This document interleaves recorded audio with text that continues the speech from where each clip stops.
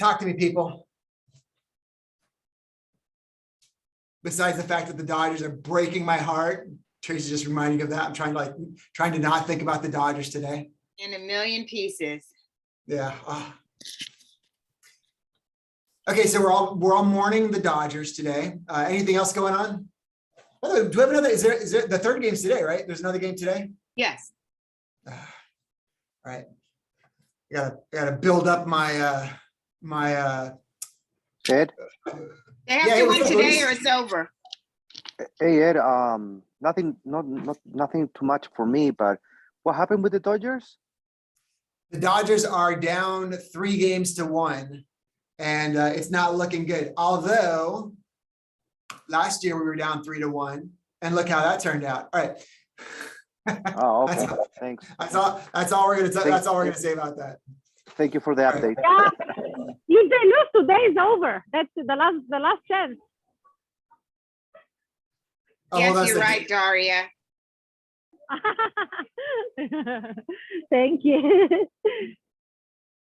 Hold on a second. So those of you guys who don't know, a lot of our leadership is in Cancun.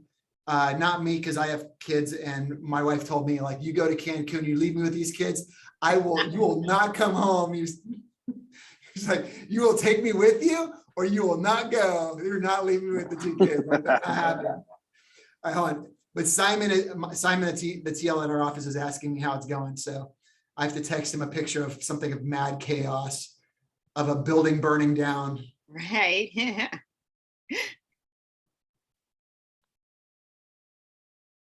Hold on, give me 1 second, guys.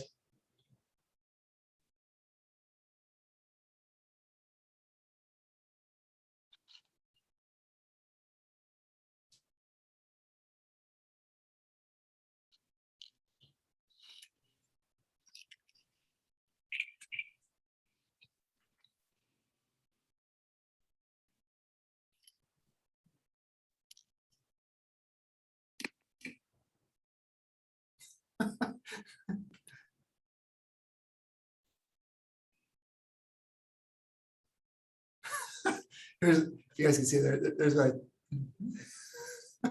Hey, how's the office? Just landed. That's a picture of burning house. All right. Now I gotta say, just kidding.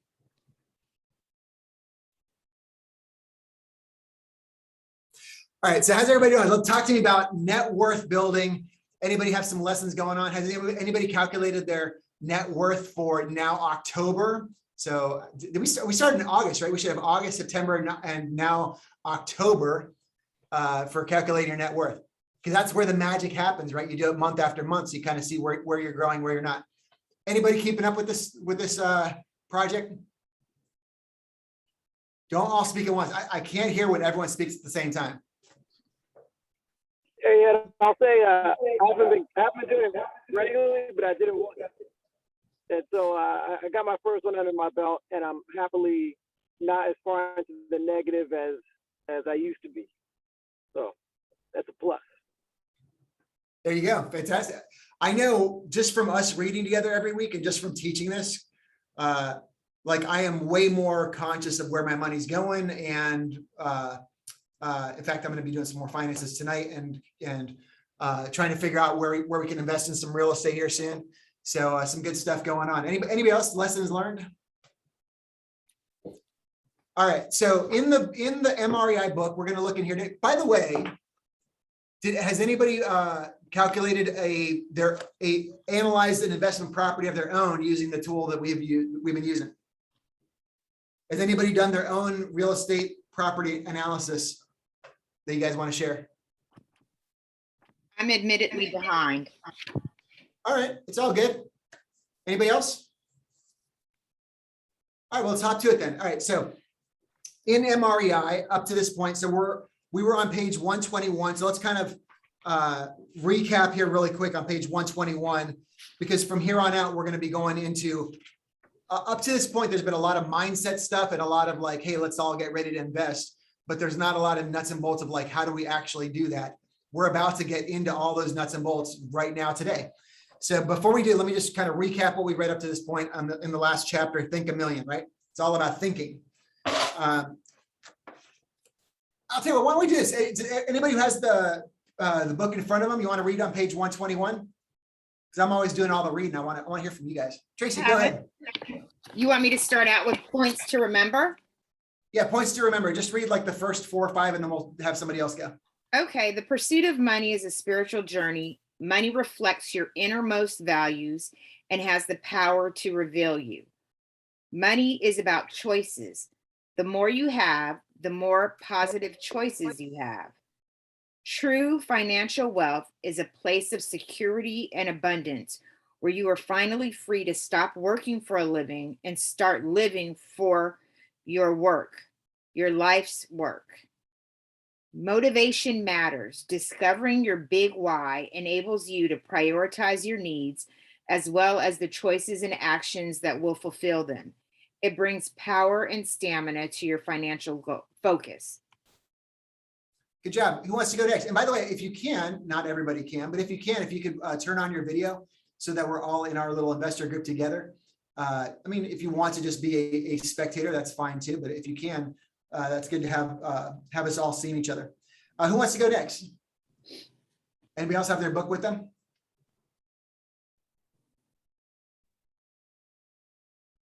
Going It's once, just going you twice. and I, Ed. Well, Tracy, let's have a good conversation on investing money. All right, here, I'll go some here. Thinking big is not enough. You need big goals, big models, and big habits to drive you towards your big why and protect you along the way, right? For millionaire real estate investors, money matters. They take their financial education seriously and make investing a priority, and so should you. Understanding money will pay dividends in your life. Next one, understanding the money matrix is imperative to your education. Are you an investor or a consumer? Investors build their financial life on capital while consumers build theirs on consumption. In the end, either you work for your money or your money works for you. The best and most definitive measure of financial wealth is net worth. So in the game of financial wealth building, keep a scorecard, track your net worth over time to see which investments have the greatest positive impact on financial wealth. No other investment has had such a consistent and powerful effect on the average person's net worth as real estate ownership. It's attainable, appreciable, leverageable, rentable, improvable, deductible, depreciable, deferrable, stable, and livable. Real estate is a most able investment indeed. Real estate investment thinking follows a process that saves time, reduces risk, and keeps you focused. Simply put, you must know value to recognize opportunity, and you must find opportunities before you can do deals. Next point, investing requires action. Successful investing requires the right action. Observers, speculators, and collectors are not true investors. Investors take action, minimize risk, and buy based on investment value. They are a breed apart. And last point is follow Nina's rule and develop the financial posture of a millionaire real estate investor. Little decisions set the stage for big decisions. So build and be conscious of the right kind of mental habits, those that will lead to financial wealth. All right, any questions on all that stuff we just read? Nope. All right, cool. So the next chapter is all about buying a million, right? So now we're talking about, all right, so now that we've talked about some mindset stuff. All right, so how are we going to actually do all this stuff? And this is where we start getting in nuts and bolts and stuff. The first couple pages talks about John Jacob Astor, who started building his wealth other ways, but then moved to real estate, specifically in New York. And I love that quote. Could I begin life again, knowing what I know now and had money to invest, I would buy every foot of land on the island of Manhattan. That's pretty good advice there, right? Especially back in 1848. All right. So here's where we're heading to next. There's 5 models on page 125, and this is where we're going to be spending the next few weeks. Number 1 is the net worth model, a 3-part model for identifying the best investment vehicles for your goals, budgeting your money in order to have more to invest, and tracking your assets and liabilities to measure your progress towards your financial wealth, right? Number 2, the financial model, a model for understanding the 3 ways wealth is built through real estate ownership: cash flow, appreciation, and debt pay down. That's it. That's what real estate investing is all about. Number 3, the network model, a model for building and organizing a network of investing relationships to mentor, advise, and help you. I thought that was really interesting. It's not just about numbers and being a wonk and crunching numbers. It's all about, there is a very social aspect to real estate investing as well. You want to build your network. You want to build your team of who's going to be with you, right? You're going to need some financial people, some contractors. So, there's lots of people that go into a great real estate investment. Number 4, the lead generation model. Should sound familiar to all of you guys, right? As real estate agents, but this is specifically for investing, a model for determining your real estate investment criteria and then systematically prospecting and marketing for opportunities that match them. Number 5, by the way, I know some people who do some really cool things to get alerted when there's a real estate opportunity, doing alerts using the MLS and stuff. Number 5, the acquisition model. This is going to be a model for creating terms that will minimize your risk and maximize your profits when making real estate investment deals. Right? So those are the 5 models that we're going to be diving into here over the next couple weeks. Any questions so far? Are you going to share with us the MLS alert, what they do to? Yeah, I mean, somebody turned me on to this, and then I started doing it and just kind of tweaked with it some. But when you start to know specific neighborhoods, you start to, there's different ways of doing it, but you can have an alert. The one I always used was dollar per square foot, because I was looking for low dollar per square foot, which generally translates into rehab properties, right? And so I was always looking for rehabs. And so I had different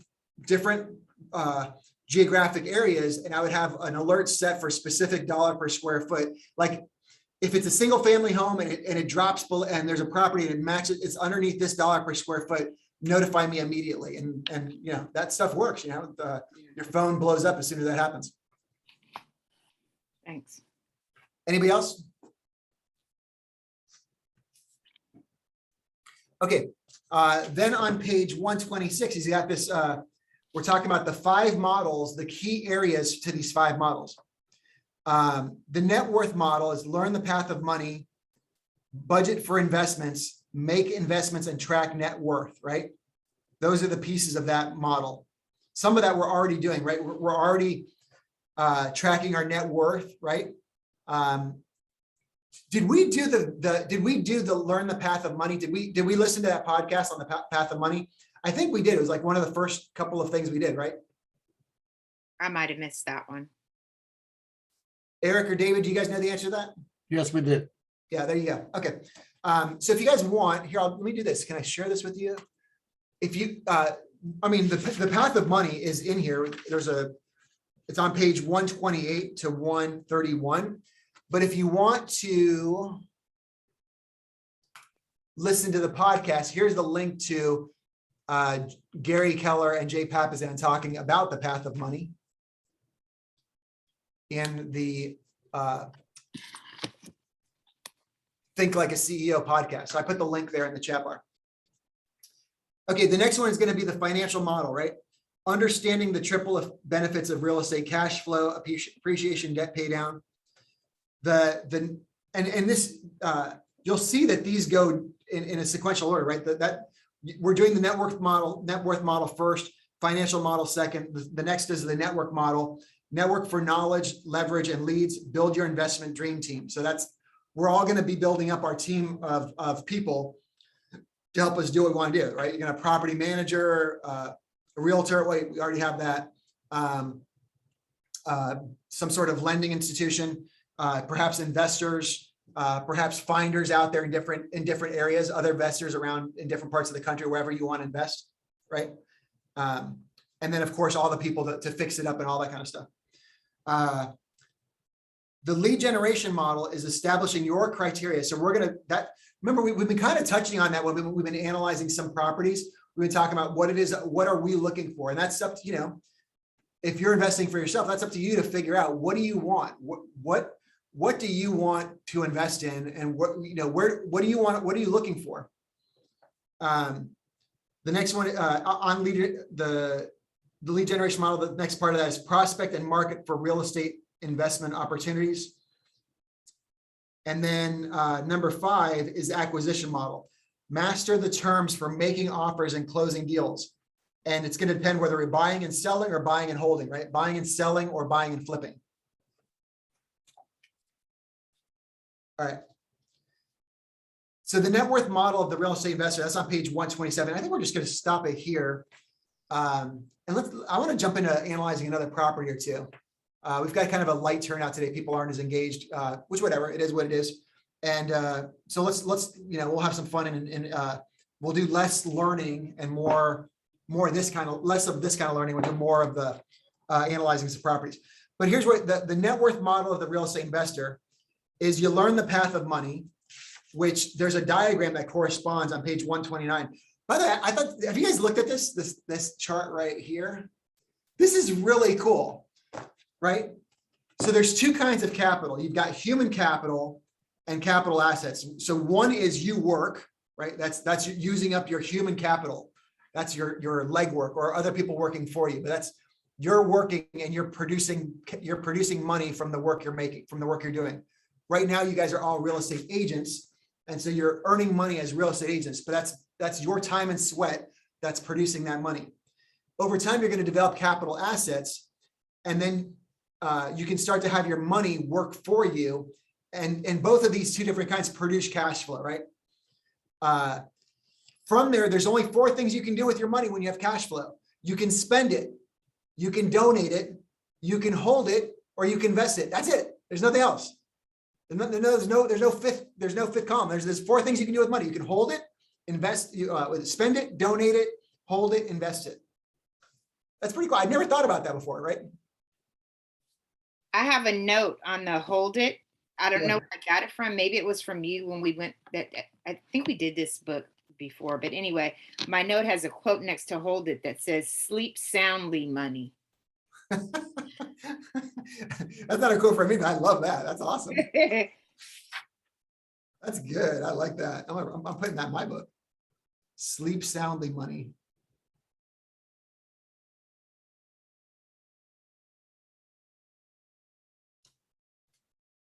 I've also heard it as a FU money, right?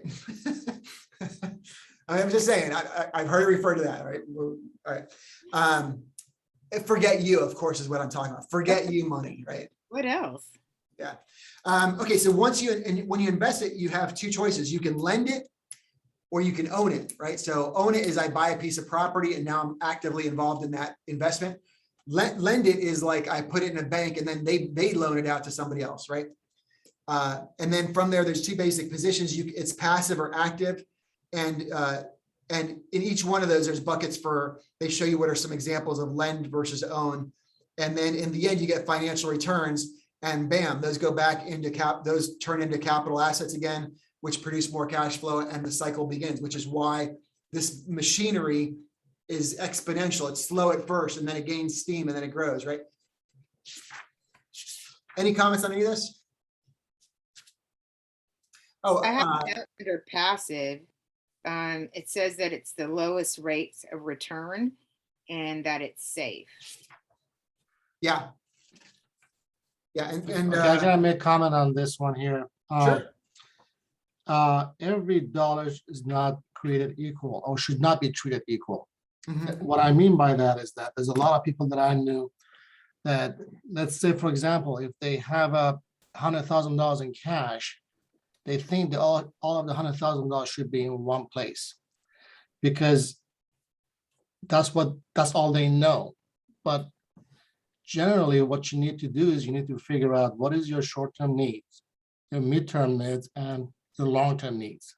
So your short-term, if you're buying a home, if you're buying a property, if you're buying anything, if you need something within 1 year, you should be in something very safe with low return.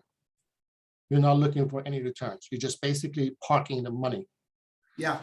Anything 3 to 5 years should be treated a little bit differently, and anything for the long-term 10 years should be in riskier with a higher return. So you should not treat all the dollars the same. You have to ladder it. it's called laddering. You just ladder one after the other. That's awesome, David. I like that. Laddering. I It's like that. kind of like when you set up your retirement fund and you invest in mutual funds. I used to work in financial services and people would have their investments, and depending upon your age determines how aggressive you are going to be in your mutual fund investing. If you're a young person, you know, in your 20s, you can be more aggressive, but as you age, you want to be more conservative with your investments, because you need that money, so you don't want to take as much of a risk. That's correct. Yes. That's cool. I like this stuff. All right, let's have some fun. Let's analyze another property day. Does anybody have something you want to analyze? Anything outside of California? Yeah, are we up for it? You guys think, can we do this? You guys think we can do this? Yeah, I just want to give you my opinion on this. I've been looking at all these properties. It's very difficult to find a good property that does cash flow within the first year. So if you're looking at the first year cash flow, most likely you're not going to choose anything. You're just going to keep looking at different properties all the time. What you have to look at is that what the projections are. And based on the projection of 5 or 10 years, you need to figure out if that's a good property for you or it's not. But the first year, any properties if you do it, analysis on it, is not gonna cash flow that much unless it's a really, really rundown place and it's different. So Yeah, what criteria are you using to help form your opinion about the projections? When you are looking for when you're looking for cash flow, meaning that you want positive cash flow, most properties right now, because of the price that they're at right now, they do not cash flow.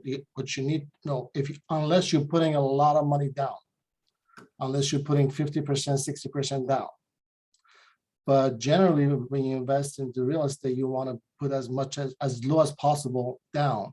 Based on 20%, 25%, most of them, they don't cash flow, they're not positive. That's what I'm trying to say, is that, if you look at the first year, it doesn't. So you have to go to the next page of that, or next sheet of that, and look at how it's going to project within the next 5 or 10 years. yeah.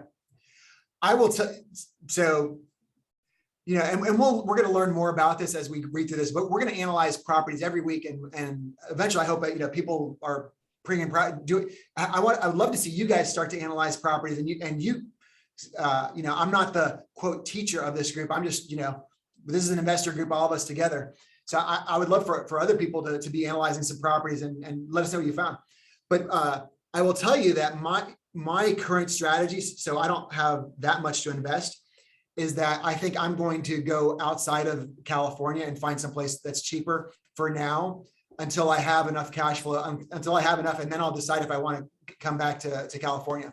I don't know that for sure, but that's kind of what I'm leaning towards. And I'm hoping to learn more as we go. And by the time we finish this book and have analyzed, dozens and dozens of properties, I'll probably have a better idea. But my plan as of right now is to invest somewhere else where you can put $50,000 down, buy a house, and have it be cash flow, at least pretty close to cash flow positive year one, with 20, 25, maybe 30% down at the most, If you're looking for that, I suggest today, as Miguel suggested, we should do a Midwest, like Ohio. Yeah. Let's go to Ohio and see, because most of those homes, they do cash flow, but they don't have really capital appreciation outlook as much as it does in California or Texas. Yeah. So It would be nice if we can at some point, and maybe you all discussed it when I wasn't on, but at the conclusion of this, have a list of cities that are good investment opportunities for us, That'd be fantastic. I mean, I would love to start kind of doing some research on just different cities. And what I might recommend too is that let's reach out to some other realtors in those cities and ask them, be like, hey, can you help me find, I'm part of this investor group. We're based out of Los Angeles and we're looking to invest in other cities. Can you pull up like a couple of like decent investment properties? Don't spend a ton of time on it, but just send me what you think are some good investments and what you think they would rent for. And then so we can run numbers on that. We're just kind of exploring right now. Like most realtors in other parts of the town would be happy to do that and say, hey, by the way, I'm also a realtor in LA. And you do this. And if I ever have someone moving to X whatever city, I'll be sure to send them your way. It's a great networking opportunity is what I'm saying. And what I'm saying is if any of us on this call starts just hopping on the MLS or Zillow and trying to find a property, it's just hard to know what the hell we're doing, right? Actually, I can do one right now if you like.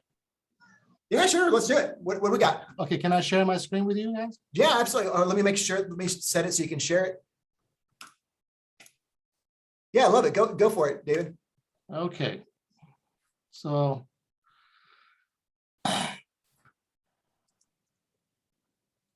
what we're looking at right now, Cleveland, Ohio. Oh my God, Okay. these prices. Right. Okay. So let's look at this one here. It says for sale for 159.9, 160, right? Let me log in. Sorry, I don't know what happened. It's a shame that we can't use the Keller app, isn't it? Eric Keller's like, where are we in this? Why do I go to Redfin and Realtor.com too, David? Yeah, because Realtor.com gets a feed from all the MLS within the US. So, that's the best place to go. Mhm. If you're looking at the 3-bedroom, 2-bath, is 160, right? Mhm. The first thing we need to find out is how much is the rent in that area. Yeah, exactly. So what we do is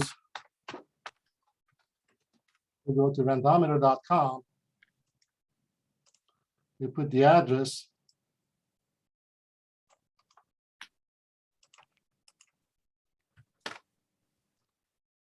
Let's say, I know you're using this. Is this a pretty accurate, I guess, estimate of rents, of what we can expect in rents?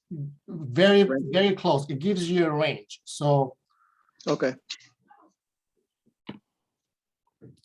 So basically what it's saying right now is the median is about 1150. Okay, Yeah. so if we have, where is that?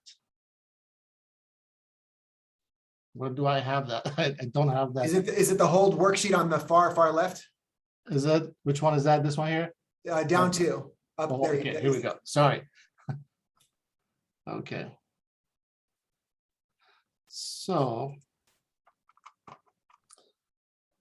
if you want to put the address, let me pull up my other, this was the address right here.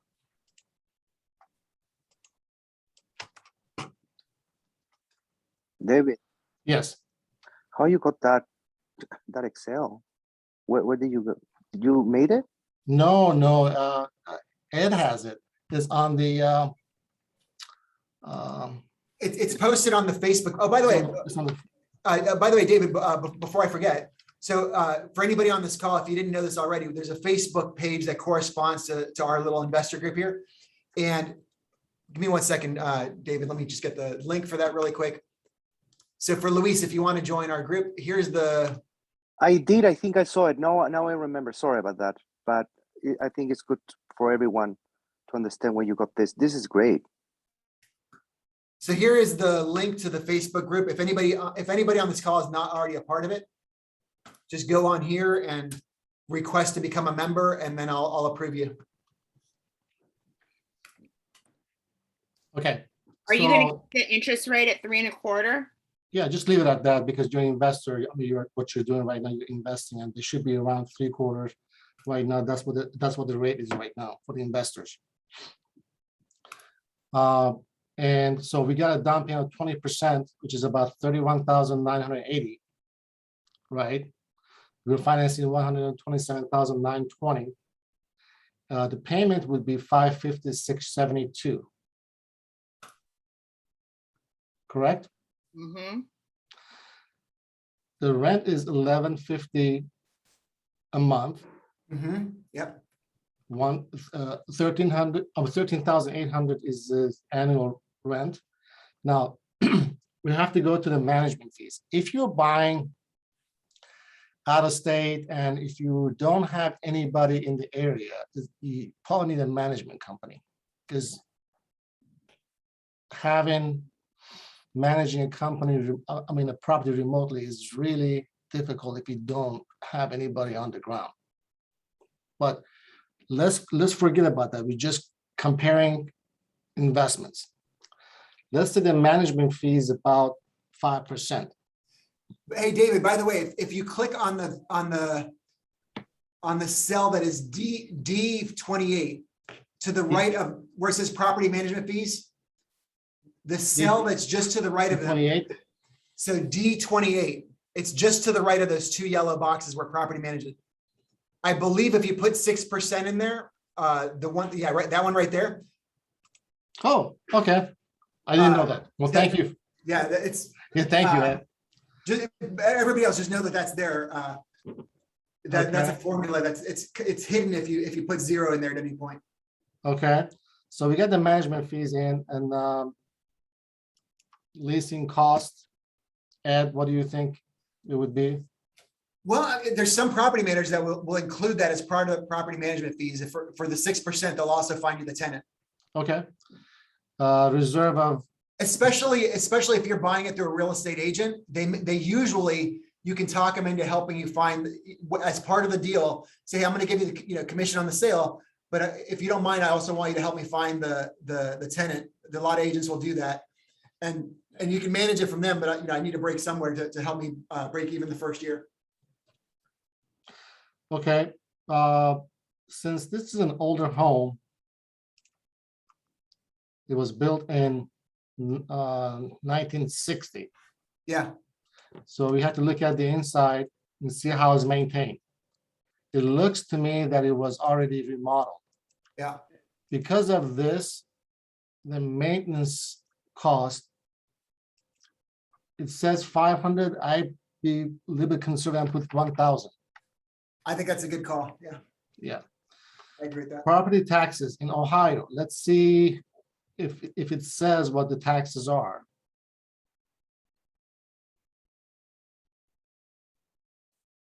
Under property details, it may say under there. Yeah. No, I think it might be under monthly payment. Is it? Yeah. May I ask something? Oh, there you go. Really quick? Yeah. Why awesome. why the interest is 3.25? Why the interest is Yeah, the interest that you because, put? yeah, because you're buying an investment property. You're not buying a owner occupied. So if you're not buying owner occupied right now, last time I checked a few days ago, it was about 3.25. Okay, so sorry for my ignorance, but that is national, or just state wise? That's, the rate changes if But it is within the but- region and within the property type. If it's a condo, it's going to be more. If it's going to be a townhome, it's going to be a little bit less than a condo. So it depends on what it is. So each property type and region is different, but that's on the average. And to be honest with you, it doesn't really matter, because even if you increase this to, let's say 3.5, it's just a changes little not- bit more. Okay, It's But not really usually- significant. but usually that rate is state from the Ohio state, right? Right. Okay, that was my question. Okay. Yeah. And the other thing is, why are you putting 1,000 in repairs when the house is repaired already? Because there's always something comes up. This is ongoing, Luis. This is going forward. It's Oh, okay. Oh, okay. Sorry, guys. property Thank you. maintenance. Yeah. Okay, The thank part you. to fix it up, there's another line item up towards the top. That's if you're gonna put some money into it, fix it up to get it ready to that one. Yeah, exactly. The one that David's on right there. Line 13, yeah. Yeah, but since we looked at the property, Yep, I think you're right. I think it's good to go. I don't think you need It to. doesn't, I think everything has been done. Look at the, Yeah. the vanity and look at the, The the kitchen looks sink. done too. The Yeah, so kitchen was redone. Okay, now, if the house was already repaired, or how you say, flipped or whatever, I mean, or renovated, can you charge more money in monthly rent? yeah, what we're doing is basically we are going based on the median. We don't want to go based on the, the highest, and we don't want to go based on the lowest. We just want to go based on the median. What we're doing is we just want to see if it really cash flows. Quite frankly, $50 or $75, it may not make a big difference. But I will Okay. let you know at the end, what would it be if the rent is lower or higher? Then Okay, we great. can really play with those numbers. Once we have then. all the, all the numbers in. So we're at the property taxes. I have to think it's Google that, and Come on. They said 200 a month, right? So it's, what is that, 2,400 a year? okay, That's what was on the website. is that what he said? Yes, Yeah. Okay, so 200, and insurance 425 is about right. It doesn't have an HOA. It's a home, because if you look at the home, there is no HOA on this, is there? No. doesn't look like it. It doesn't look like it. HOA fee 0, mortgage, and yeah. Yeah, okay. So there's no HOA. Now you see, based on the assumptions that we have, Yeah. take a look at that. I mean, that is, try finding that anywhere anywhere near us. I mean, that's, you put 20% down, your cash flow positive right out of the gate. Scroll up to, what was the total money in? 31,980. So you Down put in payment. 30, you put down $32,000, and right out of the bat, you're getting, what was it, $2,400 a year? And it's just gonna get better and better from there on. I mean, that's, where else are you gonna find, like, that's hard, that's really hard to find in California, right? Who wants to buy the house with me? If we all pitch in $5,000, let's go. Luis, if you move to Ohio and look after it, I will invest it. Oh, so you're saying that we need somebody there on site, or I mean, I can live in Ohio, so how are you Well, doing the invest? Look, How you deal with that? yeah, I As honestly. property manager, that's what that 6% is for. Right. I honestly, in my opinion, I really don't want to do one home out of state, because economically it doesn't make sense for me, because it's just too much of a headache for $200 a month. Yeah, It doesn't work for me. So what I would probably look for is maybe a 10 unit or 12 unit that is bigger, that I can give it to property management and manage it for me. yeah. Exactly, opposed to- multifamily, exactly. Yes, so that's what Now- but this is what, the reason that I said we should do this, I wanted you to see what the difference is between the cities that do have the positive cash flows, but the problem with those are the appreciation rate, it may not be 5% a year, Yeah. okay? So Can you say that again, please?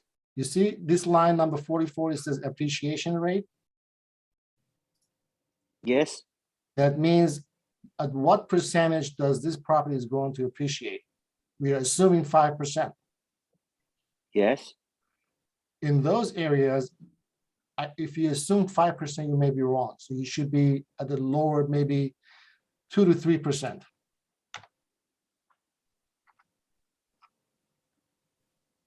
Mm. Rent appreciation, the same, because it's not as much. Okay, so but in numbers, these numbers are used just by because what were you thinking of, or there is a fact into what you're predicting on those numbers? How Are you? talking about the assumptions that we have? Yeah, those appreciation rate. How Yeah. you? Generally, if you look at the market, you can see what area does it does have the appreciation. Generally in Midwest, there's not much of an appreciation. Okay. And but that doesn't mean that's going to be like this going forward. For example, if you were looking at Texas 5 to 10 years ago, it was probably almost the same. I know people that bought a home 30 years ago, they didn't move for 20 years. But all of a sudden, everything changed. But David, when you really want to invest in this house, let's say I really want to do it, I really need to know those numbers, over those numbers, Okay, because that is extremely important. sure. So what you want to do is you want to see the price history change. If you want to see maybe on some sites like Zillow, maybe it has a price history to see what the price has been.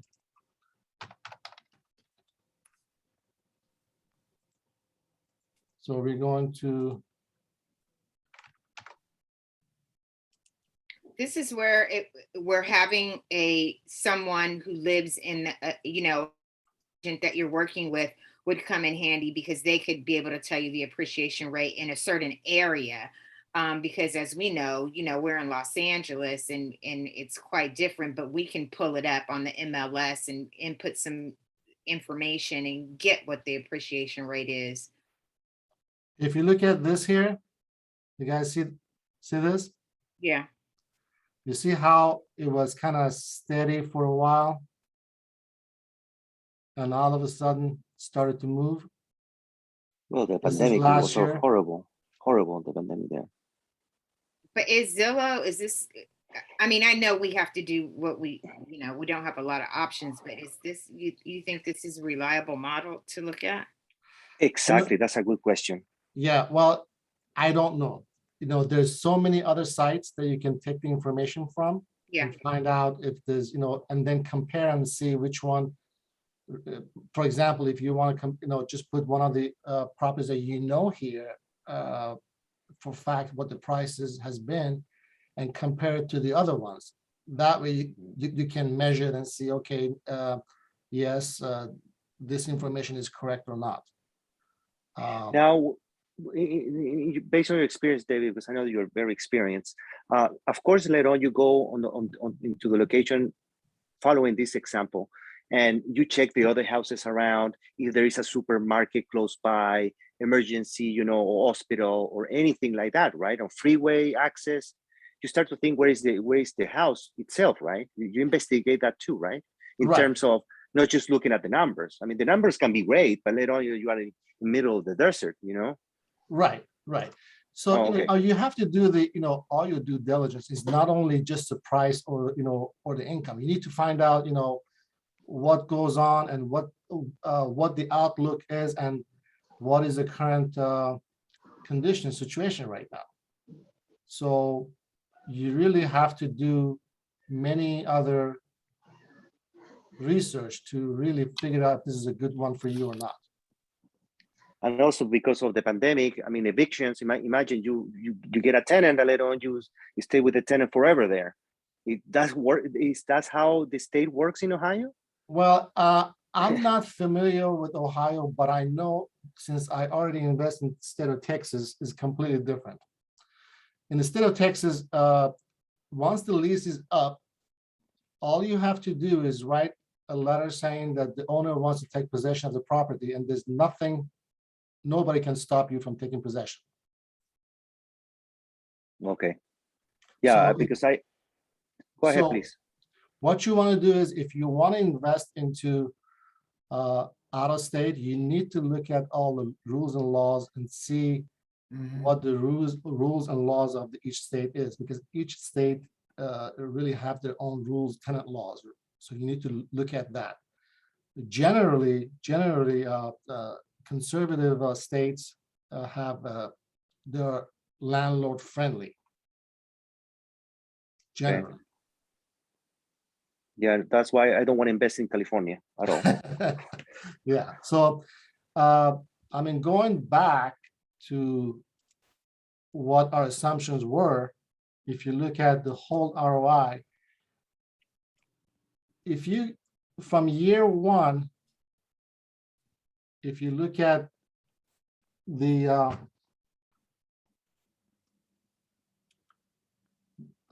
at which column was that total return ROI? Yep. You got 26% from year one.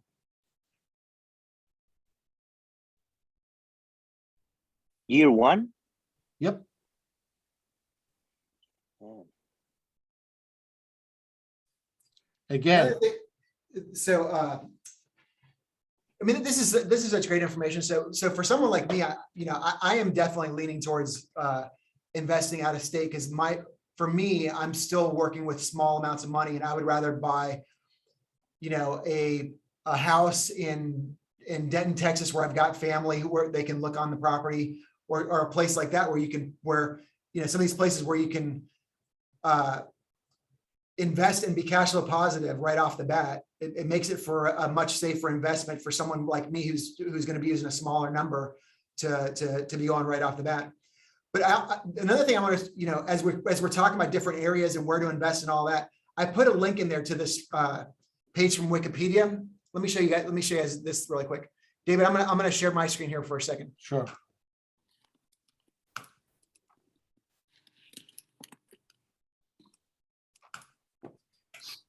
So this is a link to where are people moving from and to within the United States, right? So it's on Wikipedia. You just say net domestic migration. I put the link in the chat if you want it. And then I sorted it by percentage migration within the US. So if you look here, like where are people moving to? We all know people are moving to Idaho, right? But look how much, 15 people per 1,000. What is that, like 0.15% or point? It's 1.5%. 1.5%. So 1.5%, right? Every year moving into Idaho. That's a lot. But you also got like Nevada, Arizona, which by the way are very close to us. You could buy a property in Nevada or Arizona, and it's not like you can manage it from here. But like if there's a problem and whatever, there's a major emergency, something's going on. For me, I could hop in the car and drive out to Vegas, whatever. That's something I personally would do. That's the way I'm looking at it anyways. And same with Arizona, South Carolina, where I spent a bunch of time. I knew that already. This is part of why Rebecca and I moved to South Carolina, is to take advantage of the fact that it was booming out there. Delaware, North Carolina, Florida, Oregon, Montana. But look, number one. Number one is What's that, Luis? look at number one, Florida. Well, that's Florida by the number of people, but we want percentage of people. Like how fast is it growing per percent, right? But then you look down the bottom, you got like Alaska, Hawaii, New York, Illinois, Connecticut, Louisiana, New Jersey, California. Some of these it isn't there. There's places where people are moving out of, and that's one other factor you just want to. Like, is that going to make or break it? No, but it's just one other criteria to be thinking about as you're thinking about where to put your money. You want to be where people are moving towards, not where people are leaving, right? When all else being equal, right? So just one other thing to throw at everybody. I think that's really great. I think at the end of this, it would be good to know, like maybe top 10 for if we're looking at that, like what are the top 10 for this group? Well, Sorry, go give me ahead. one second. On that note, Tracy, there's websites there's like focus groups, not focus, chat rooms and pages and stuff that are all like people like have these freaking crazy, they spend their life trying to figure out, what are the best cities to invest in right now. My brother-in-law is like super into that. That's how we ended up in Denton, Texas by figuring that stuff out. I'm sorry, Luis, go ahead. You're next.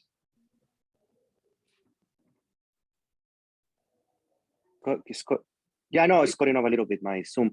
No, what I was saying is people are moving from California to Florida. Florida is number one. People are moving over there so you can get houses so they can buy. And in California, you have houses to sell. It should be like that. But what I'm saying is people are moving from California to Florida. And I was saying that number one is Florida. Number one is the state that more people are moving to. If you look it up at the list. So if you go by rank by total number of people, right? then yeah, Florida is definitely number one. 133,000 people moved into Florida. When you look at California, ranked number 50, 200,000 people left California in the last 12 months. From July 2018 to 19, these are the most updated numbers that we have. The best data comes from U-Haul. U-Haul Yeah, right. has all, Yeah, it has the best data. They were saying that there were no U-Haul trucks in Northern California because everybody was leaving, nobody was coming back. So, so U-Haul has the best information as far as who's moving where and which state they're going to and which cities. So yeah. someone can find that, that would be great. That's interesting. What was the website? I mean, I don't know. I'm From- saying the yeah. U-Haul has it. U-Haul has it, and that people follow this all the time. So U-Haul. Are you talking about the truck company? Stats. Yep. The moving company trucks? Really? Well, that's crazy. So check this out. U-Haul ranks 50 states by migration growth. So this is another way of looking at it too. And people are like really, Wait, look, it's as not- David was saying, people are very diehard about this. States Yeah, I ranked by think of- migration growth: Tennessee, Texas, Florida, Ohio, Arizona, and then there you go: California, Illinois, New Jersey, Massachusetts. California, everybody's leaving California. Nobody wants to stay here. But once you get that moving truck loaded up and you drive it across state, you're not gonna drive it back empty. You're just gonna leave it at a U-Haul. And Well, that that's next, interesting. Tennessee is number one. And I know a lot of people who have moved to Tennessee. And isn't one of our group members, didn't she just buy in Nashville? In Nashville, yeah, that's what you're saying. Yeah. Yeah. Yeah, but I mean, if you're in the top 10, you know, as far as that goes, that you're certainly in a good spot if you're top, in the top 10 here. Okay, what they have in common, if you look at it, they're all red states. Oh, to your point about, okay, so then we should be okay when it comes to being in favor of landlords. Absolutely. currently red. After the migration, we don't know what that'll look like, You're right, Miguel. unfortunately. You're Yeah, right. but I think, David, I think you brought up a good point. And when we're weighing apartment or multifamily versus single family homes, that kind of weighs into which states are either appreciating or which states you're going to find somebody who's not going to leave. If you've got one home, you don't want them to leave. You want as low vacancy as possible. But if you have 5 or 10 units, you can withstand a degree of vacancy, with people in apartments coming and going. But you know what, Miguel, that's my opinion, and that's based on my investment profile. Everybody's case is different. If somebody cannot afford to do a 10 unit, doesn't mean that they should stop and just do nothing. I mean, one house is better than nothing. Yeah. So- I imagine like a single family in somewhere like Ohio would be more of a starting point. And then as we get further on down the road, we would look into bigger. Exactly, multi-units, exactly. yeah. I You like know what? the idea that Ed had, and I had thought about that too, is somewhere like Nevada or Arizona, where if I wanted to, I could, get in my car, take a quick plane ride over there to check up on something or whatever, and it's not a big deal.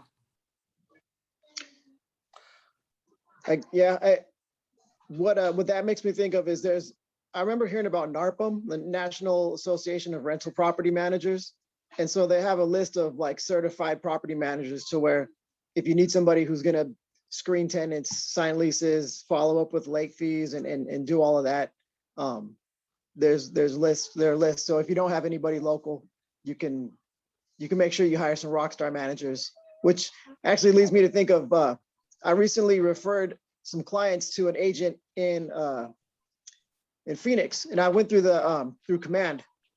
And through Command, I'm able to look up KW agents in different areas, and a lot of their profiles, some of them are property managers and have their own property management companies, which was a perfect fit for my clients. But also, as far as us looking for trustworthy agents in other areas, other states, that could be an avenue that we can connect with people. Yeah, this is really good stuff, guys. It is 3:57, so we have to wrap it up here because I gotta prepare for a 4 o'clock call. This is so good though. Like, I don't know, I was loving our conversation, and I have a couple people in mind that I might bring on, have as guest speakers who have a ton of investing experience that could help that know a lot about this conversation about, like, you know, where to invest and where to start and all that kind of stuff. So it'd be fun to bring them on to kind of talk to us more about that. It'd be great. And yeah, well, I'll see you guys next week. So let's keep reading in the book.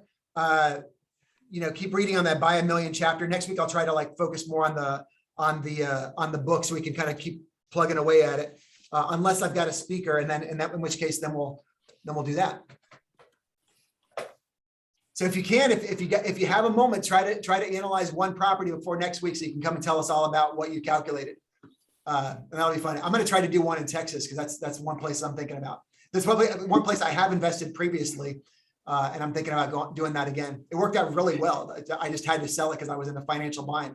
Sucks because those properties appreciated really, really well after I sold them. Ed, can I ask something to Miguel? Yeah. Miguel, can you put on the chat where you were saying about how you got that information from the rent managers? You said something. Yeah, I mentioned NARPM. What I'll do is I'll put it in the Facebook group, and I'll look what I can find, and I'll post it in the Facebook group. Working Okay, out so well. you're there. Yeah, I would like to talk to you, Miguel. You're new in our agency. I never seen you before. Yeah, I'm new. KW South Bay. I stay home a lot. Oh, okay. Yeah. Okay. Nice to I'm meet dual- you. I'm Thank dual you. career Thank too. you, Ed. Yeah, bye-bye. All right, Thank take you, care, you David. guys. We'll see Thank you all you, next David. week. Thank Bye, you, guys. everybody. Thank Bye, you so much. bye, everybody. Thank you.